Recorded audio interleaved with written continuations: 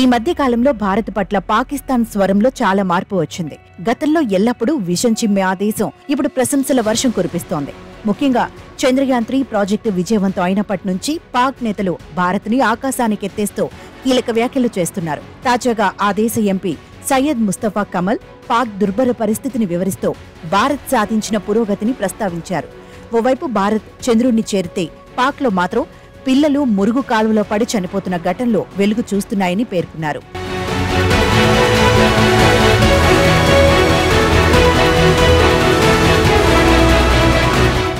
ఇటీవలి పాక్ జాతీయ అసెంబ్లీ సమావేశాలు జరిగాయి. ఈ సమావేశాల్లో ఆ దేశ ఎంపీ సయ్యద్ ముస్తఫా కమల్ కీలక వ్యాఖ్యలు చేశారు. కరాచీలో పరిస్థితులు చాలా దుర్భరంగా ఉన్నాయి. ఎంతలా అంటే ఓవైపు ప్రపంచ దేశాలు చంద్రునిపైకి వెళుతుంటే మరోవైపు ఇక్కడి పిల్లలు మురుగు కాలువలో పడి చనిపోతున్నారు. టీవీల్లో భారత్ చంద్రునిపై కాలు మోపిందనే వార్తలు వచ్చాయి. ఆ తర్వాతే 2 సెకండ్లలో కరాచీలో ఓ మురుగు కాలువలో పడి ఓ పిల్లోడు చనిపోయాడనే వార్త వచ్చింది. ప్రతి 3 రోజులకొకసారి ఇలాంటి వార్తలే వస్తున్నాయని ఆవేదన వ్యక్తం చేశారు. కనీసం మురుగు కాలువల్లో పిల్లలు చనిపోకుండా నివారించే చర్యలను సైతం చేపట్టలేని దారుణ పరిస్థితుల్లో పాకిస్తాన్ ఉందని ఆయన అన్నారు. నిజానికి పాకిస్తాన్కు కరాచీ ప్రధాన ఆదాయ వనరు అని, ఇక్కడ 2 నౌకాశ్రయాలు ఉన్నాయని కమల్ చెప్పారు.